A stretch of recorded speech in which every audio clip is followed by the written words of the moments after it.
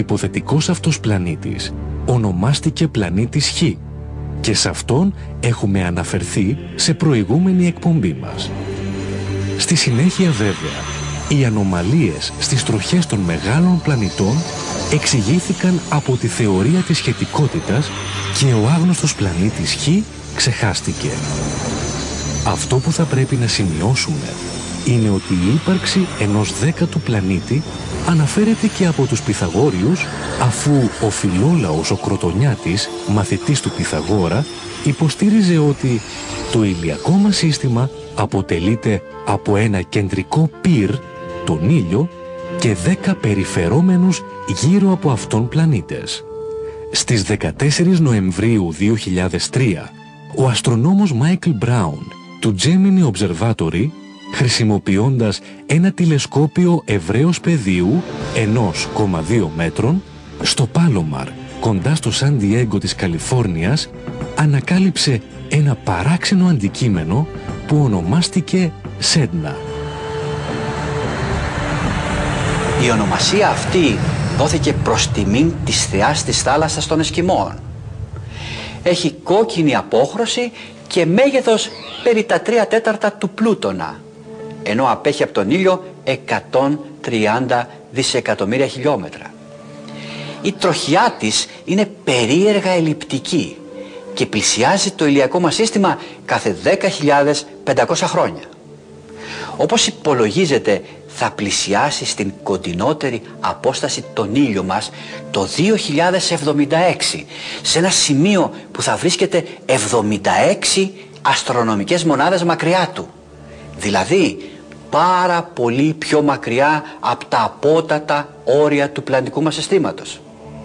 Όπως είναι φανερό, η Σέντνα δεν είναι δυνατόν να ταυτίζεται με το μυθικό πλανήτη Νιμπήρου, όπως διαδίδουν οι θειασότες της καταστροφής του κόσμου το 2012. Αυτό γίνεται φανερό από το γεγονός ότι η Σέντνα είναι πολύ μικρό αντικείμενο και όταν πλησιάσει τον ήλιο και τη γη θα είναι τόσο μακριά που δεν θα μπορεί να επηρεάσει κατελάχιστον τη ζωή μας πάνω στη γη.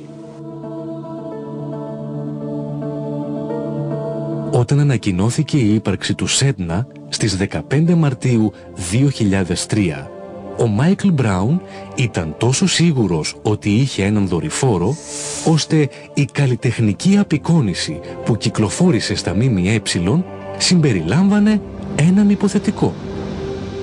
Η πρόβλεψη του Μπράουν βασίστηκε στο γεγονός ότι ο Σέντνα φαίνεται να έχει πολύ αργή περιστροφή, γεγονός που εξηγείται καλύτερα με τη θεωρία της βαρυτικής έλξης από έναν συνοδό.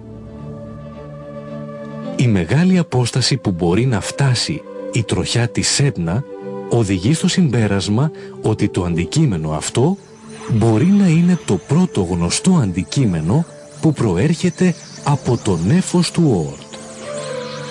Το νέφος του Οόρτ είναι μια τεράστια ομάδα 10 τρισεκατομμυρίων παγωμένων αντικειμένων που περιβάλλει το ηλιακό μας σύστημα σαν ένα σφαιρικό κέλυφος και τα οποία εν καιρό μετασχηματίζονται σε κομήτες. Άλλοι αστρονόμοι διατυπώνουν την άποψη ότι ο Σέντνα μπορεί να είναι ένα αντικείμενο. Από το 2001, μια ομάδα που καθοδηγείται από τον Michael Brown του Gemini Observatory και τον David Rabinowitz του Πανεπιστημίου Yale έχει ερευνήσει περίπου το 15% του ουρανού από το Πάλομαρ και έχει βρει πάνω από 30 τέτοια αντικείμενα.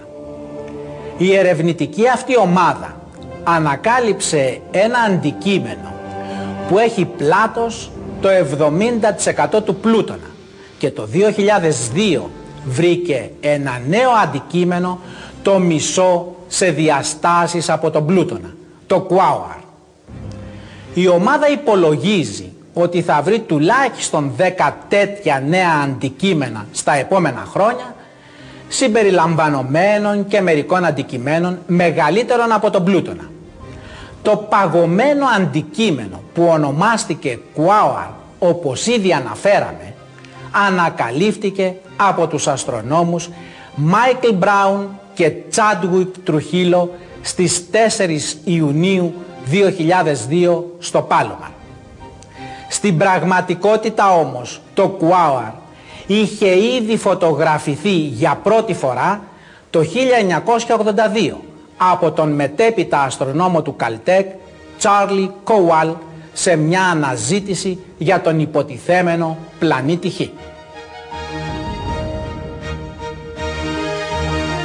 Το όνομά του πάρθηκε από έναν Ινδιάνικο μύθο της φυλής Τόγκβα, που ήταν οι αρχικοί κάτοικοι της λεκάνης του Λος Άντζελες, όπου βρίσκεται η πανεπιστημιούπολη του Καλτέκ. Για τους γηγενείς λαούς, Κουάουαρ ονομάζεται η μεγάλη δύναμη της φύσης που δημιούργησε όλα τα πράγματα του σύμπαντος. Προς το παρόν, το αντικείμενο φέρνει τον αστρονομικό προσδιορισμό 2002 LM60. Το αντικείμενο αυτό περιστρέφεται γύρω από τον ήλιο κάθε 288 έτη και έχει διάμετρο περίπου 1280 χιλιόμετρα, το 1/10 της διαμέτρου της Γης. Όπως αναφέρει ο Μάικλ Μπράουν, έχει το μέγεθος όλων των αστεροειδών μαζί.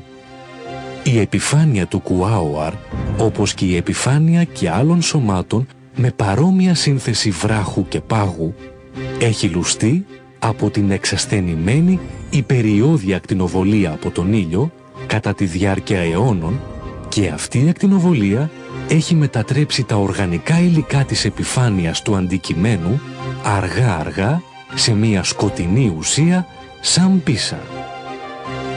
Σύμφωνα με τους αστρονόμους, η τροχιά του Κουάουαρ δείχνει να είναι σταθερή για τουλάχιστον 4 δισεκατομμύρια χρόνια ακόμα.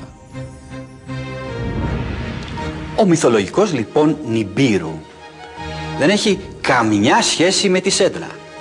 Αλλά ακόμα κι αν ταυτιζόταν με αυτή, δεν επρόκειτο να έχει καμιά επίδραση πάνω στη ζωή της Γης.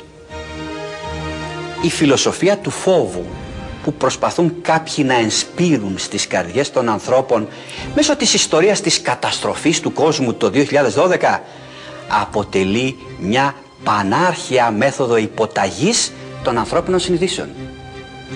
Ο φοβισμένος άνθρωπος είναι ένας υποταγμένος άνθρωπος. Ένα πλάσμα έτοιμο να υπακούσει, να ανεχθεί και να παραδοθεί χωρίς αντίδραση στη ροή των γεγονότων που οι άλλοι του επιβάλλουν.